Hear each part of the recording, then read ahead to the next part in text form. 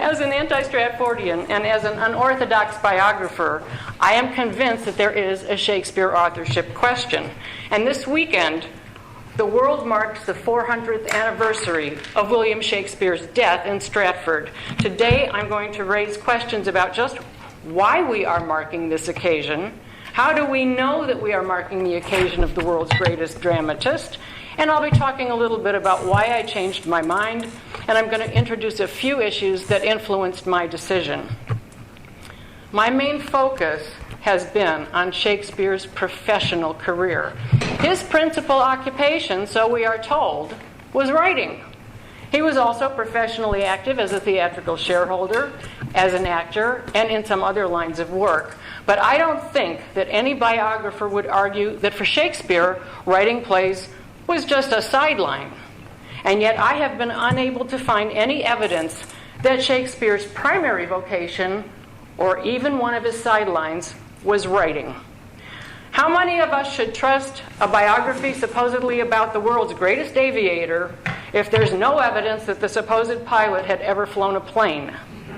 How many of us should trust a biography supposedly about the world's greatest dramatist if there's no evidence that he ever composed a line of dialogue?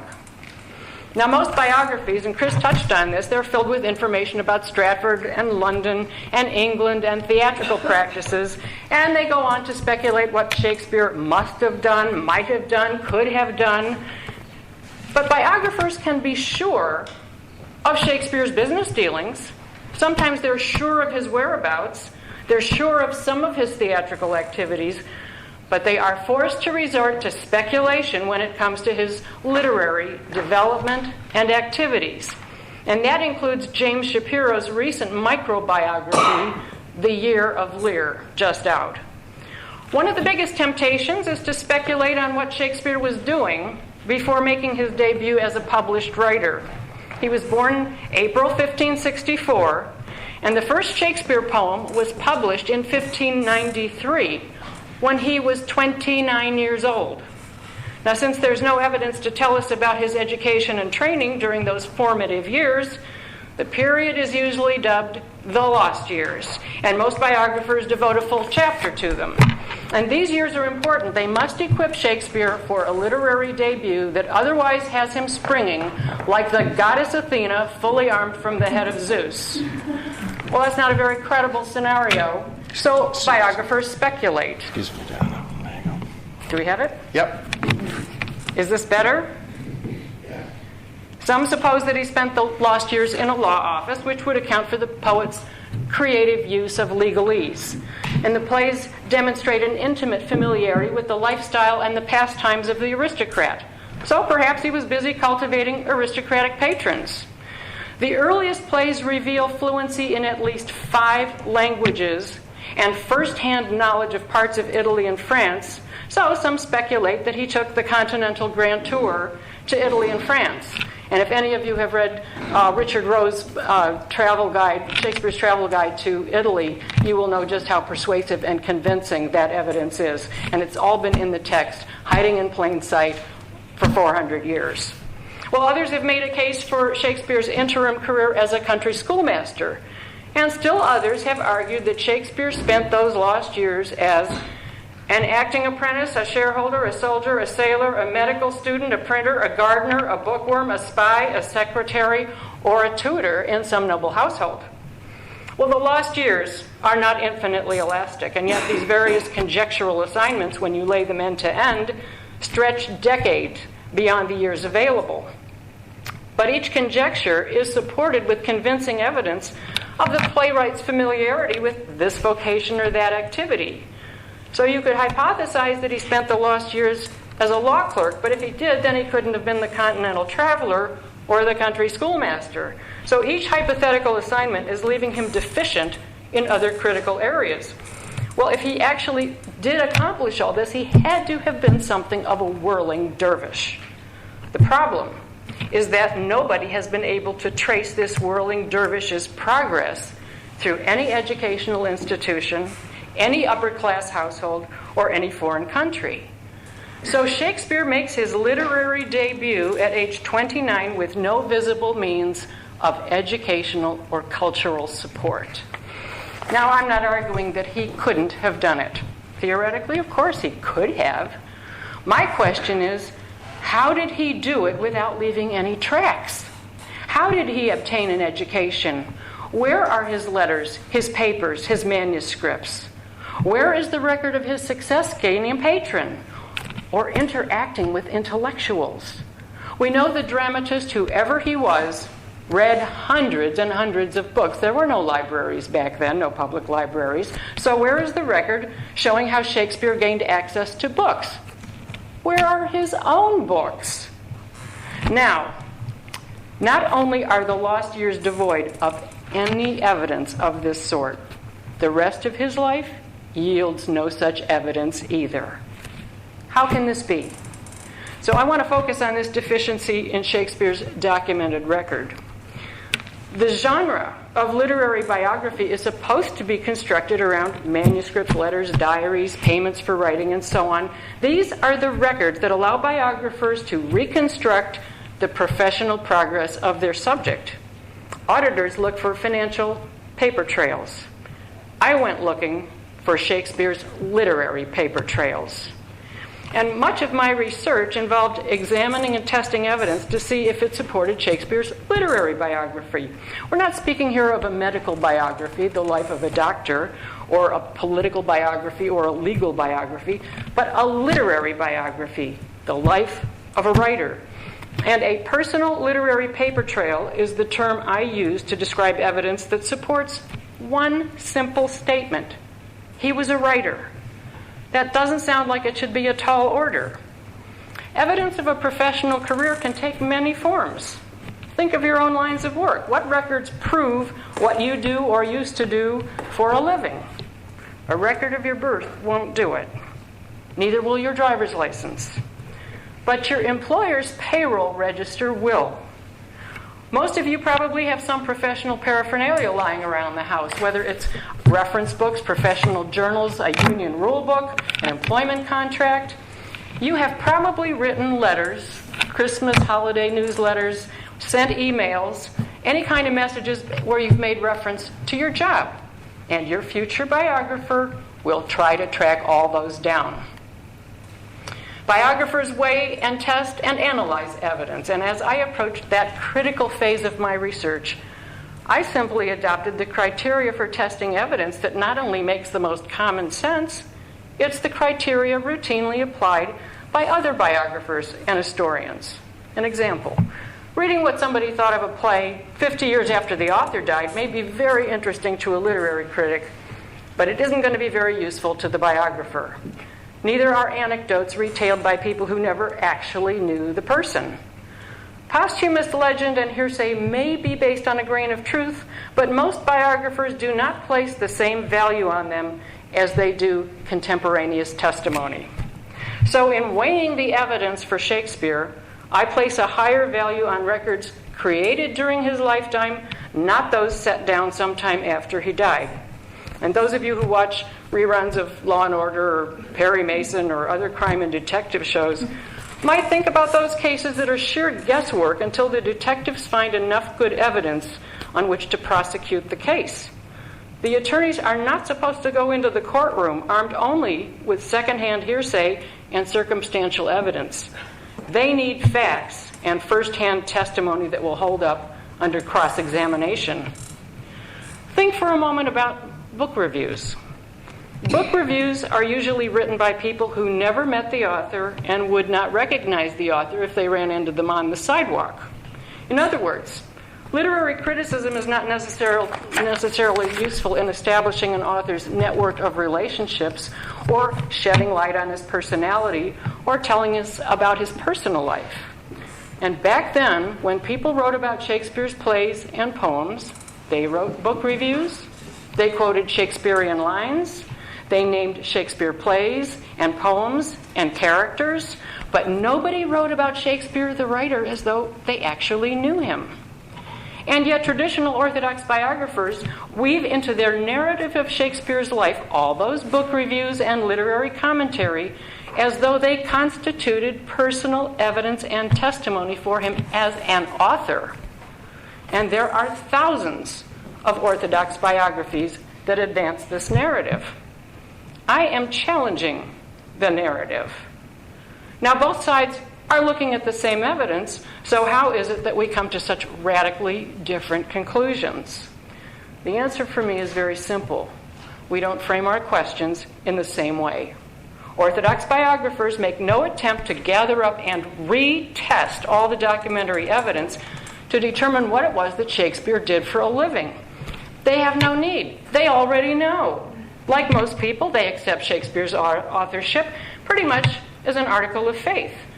And if anyone assumes that he was the author, then it logically follows that you could try to weave into the biographical narrative all those book reviews, all the literary allusions, and in particular, the title pages.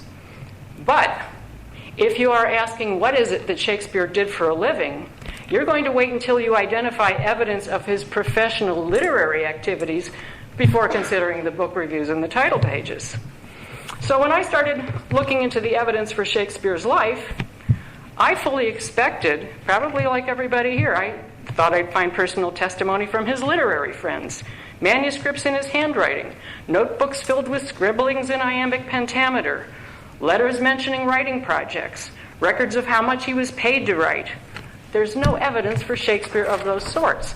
And that brings me to another critical question that I asked myself during the research. Is it reasonable to expect such professional evidence to have survived for Shakespeare or anybody else? We're speaking here of a man, as we all know, who lived 400 years ago. Between then and now, there was the Great Fire of London. The Globe Theatre itself burned down. Who knows what records just went up in smoke or decayed over time? Maybe it's unusual to find that kind of professional documentation for anybody who lived that long ago. Well, I didn't know the answer, so that's why I decided to track down the evidence for 24 other writers from the time period, so I could compare their professional records, if there were any, to Shakespeare's.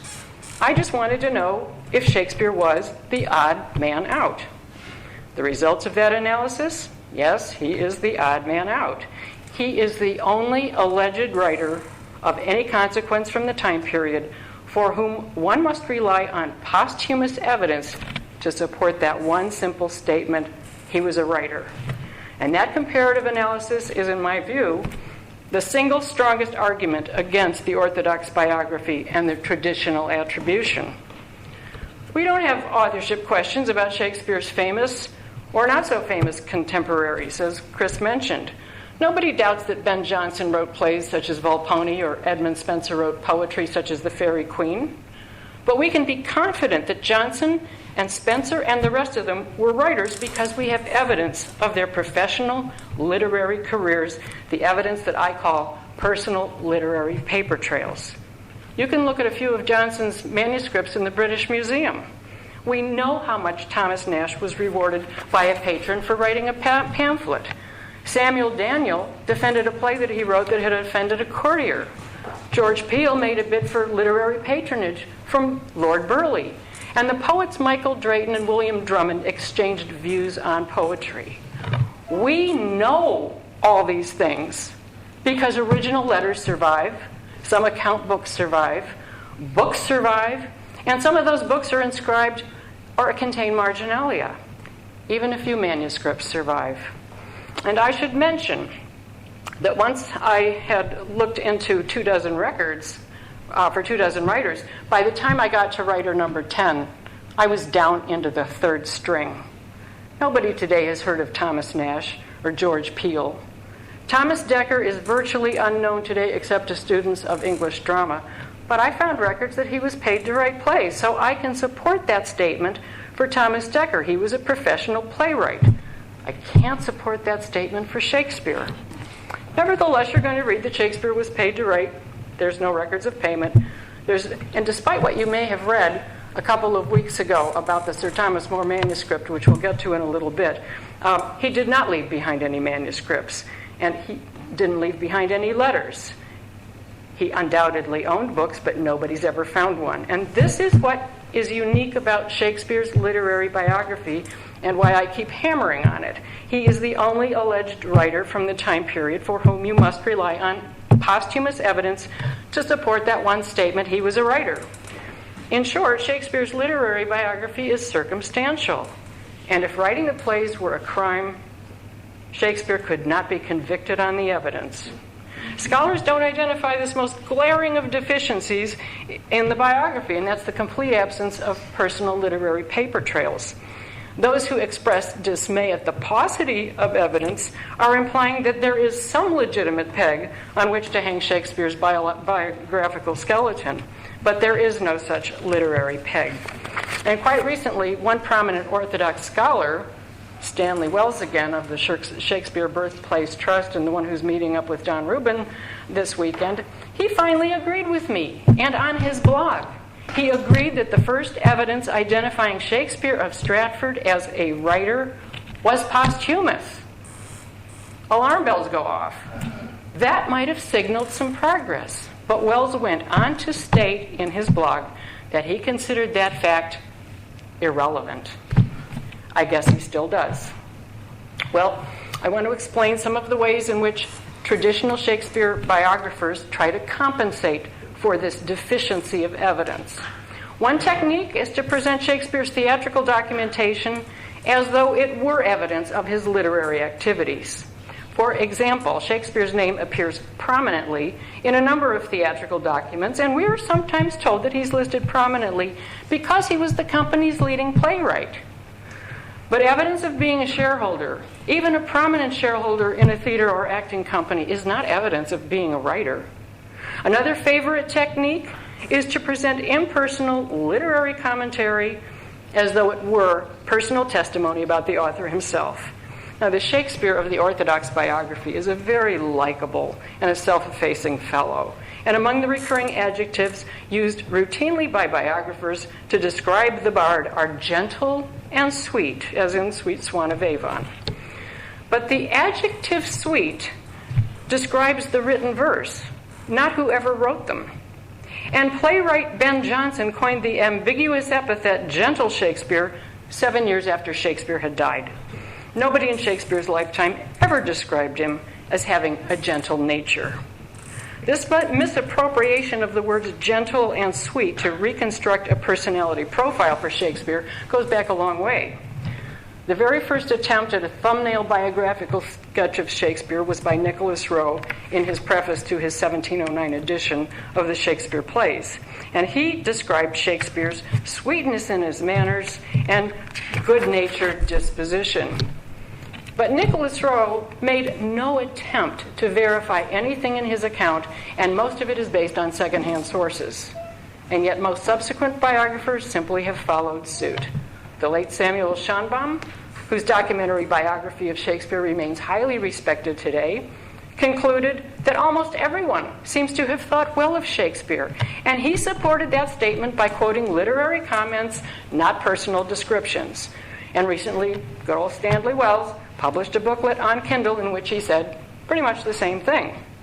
So this myth of a gentle and a sweet-natured Shakespeare is just that, it's a myth. But it is not a harmless myth because it spawns a bigger myth. Biographers report that such allusions tell us not only about Shakespeare's supposed personality, but also by extension about his presumed circle of friends, especially his literary colleagues who recognized him as this sweet-natured individual. That is how biographers transmute impersonal literary criticism into first-hand testimony about Shakespeare, the writer. And there's more. To construct a sweet-natured Shakespeare, biographers are obliged to gloss over or sometimes completely ignore any number of not-so-sweet records that prove that Shakespeare hoarded grain during a famine, was named in a warrant for his arrest following an altercation, was a hard-headed real estate investor who drove a hard bargain, was accused of being a skinflint, defaulted on his taxes, and pursued petty lawsuits. Now, none of these really make him a bad guy, but they are at odds with the sweet-natured and gentle character study. Surely there is professional evidence for Shakespeare. He left over 70 documents in his wake. And yes, there is a lot of professional evidence for Shakespeare. But all of it relates to other lines of work, non-literary work. The Shakespeare that I find in the historical record was one of the upwardly mobile commercial class. He was a shrewd theatrical and real estate investor, an entrepreneur and a businessman, a commodity trader, a money lender, and I make the case in my book that he was his theatrical company's financier and business agent. The Shakespeare in traditional biography comes across to me as a paradox, an unbelievable conflation of two distinct individuals welded together to form an incoherent individual, one whom I describe in my book as gentle yet belligerent, famous yet unknown, educated yet unschooled, here yet there. Yeah, he turns up in two places at the same time when you actually spreadsheet it all. Anyway, these conflicting characteristics are inevitable when one splices together the literary output of one individual onto the documentary records of somebody else. Was Shakespeare even capable of writing the plays and poems? He is a man of no recorded education. And the trail of evidence that he did leave behind does not suggest that he was capable of writing Hamlet or King Lear. Well, one favorite response to that objection is to cite Shakespeare's genius to explain away any educational or cultural gaps. You will read that the ways of genius are mysterious and inexplicable. Well, the ways of genius may be inexplicable to us mere mortals, but the progress and development of a genius should not be completely untraceable. You can find fragments of literary paper trails for geniuses who lived before the age of Shakespeare, including Dante and Ariosto. So to sum up the thesis, if he was the writer he is supposed to have been, if he is the author proclaimed on the title page, then we should have no difficulty finding some professional evidence to support that one simple statement he was a writer. But the documentation that does exist proves that Shakespeare was active in other professions, the theatrical shareholder, the businessman, the real estate investor, for around 25 years, from his late 20s till he was nearly 50. And that brings me to another question that I always hear. About half the Shakespeare plays were published during his lifetime. Some were published anonymously, but others had the name Shakespeare right there on the title page. How do I explain that? In fact, how could anyone propose with a straight face that Shakespeare didn't write Shakespeare when William Shakespeare of Stratford is known to have been a member of the very acting companies that performed these plays? Well, first of all those title page attributions constitute excellent circumstantial evidence for the man from Stratford, but they do not necessarily constitute reliable evidence of authorship. Shakespeare did not write The London Prodigal, but it was published during his lifetime with his name on the title page. There are numerous examples of incomplete or misattributions with other Shakespeare plays and poems, among them Pericles, Lover's Complaint, Passionate Pilgrim, and Henry VIII. And secondly, if Shakespeare was not the writer we all thought he was, then it is possible that his name is on those title pages for some other reason. You don't have to look very far to find other title page misattributions in Elizabethan and Jacobean literature, and those misattributions were made for a wide variety of reasons. But in Shakespeare's case, the explanation may be found in the customs of the time, in the social caste system that dictated one set of rules for the commoner and another for the upper classes. Most anti-Stratfordians, myself among them, hypothesize that the person who wrote the works of Shakespeare was a gentleman of the upper class. And in Elizabethan England, a gentleman of rank did not publish plays or poetry under his own name, lest he be suspected of having a commercial profession. He circulated his verses in manuscripts privately amongst his friends, sort of as literary trinkets, or in a time-honored method of communication in a still largely manuscript culture. But to write as a professional for financial gain was unthinkable. This restraint has been called the stigma of print. And essentially, the stigma of print discouraged the publication of works that could be seen either as frivolous, such as poetry, or as driven by an unseemly interest in profit, such as creative fiction or commercial plays written for the buying public, or even worse, performed on the public stage. Any gentleman of rank who was good enough to write professionally could not be seen to be doing so. So pseudonyms were just one of many devices employed to avoid the stigma of print. And you'll find poems back then subscribed with the name ignota, which was the Elizabethan equivalent of anonymous. Some printers shuffled attributions or used initials. There were cryptic mottos. Some just left any attribution off. So let's suppose you're a gentleman of rank. You are a compulsive artist. You must write. Maybe you want to see your plays performed on stage. Or maybe you need money. But for whatever reason, you decide to sell your manuscript as long as you don't tarnish the family reputation by being caught in the transaction. One option is to sell your manuscript to an agent or a broker named William Shakespeare on condition of anonymity. Perhaps you negotiate with your broker to get him to publish your work under his name. Or maybe Shakespeare, the play broker, unilaterally decides to take authorship credit because he knows that a gentleman author cannot raise an objection without exposing himself as the author. Or let's consider another hypothesis. Perhaps Shakespeare, the broker, hires a stenographer to record a live performance on stage, and then he sells that report to the printer. In all of these cases, Shakespeare, the play broker, is in a position to take authorship credit if he wants to. Such arrangements are described in Elizabethan literature. A romance novelist and pamphleteer named Robert Greene, same one from Groat's Worth of Wit, described this type of authorship fraud, and in one of his prefaces we learn that, and I'm going to quote, "If they come to write or publish anything in print, which for their calling and gravity, being loath to have any profane pamphlets pass under their hand, get some other Batillus to set his name to their verses." So gentlemen of rank and dignity don't want to disgrace themselves by publishing their poetry over their own names, so they got a Batillus to take authorship credit. Well, who's Batillus? Batillus was an ancient Roman who took authorship credit for the verses written by Virgil. In addition to Batillus, there is another historical prototype for this scenario, also dating back to ancient Rome. Some of you will have heard of Terence, a playwright who specialized in writing comedies. But Terence was also known for taking credit for plays written by aristocrats, and his reputation was well known to the Elizabethans.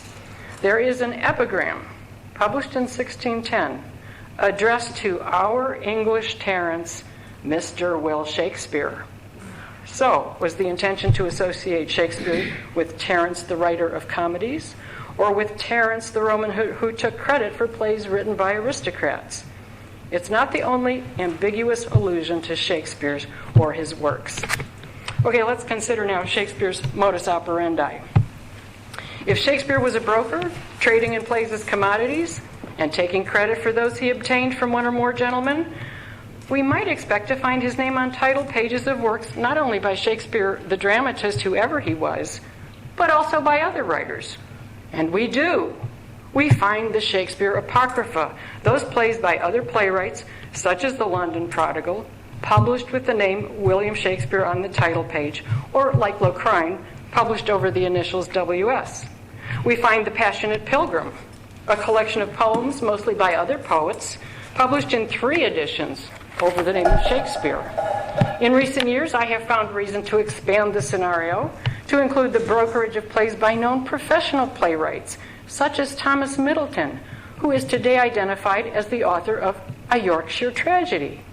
That play was published during Shakespeare's lifetime and with his name on the title page.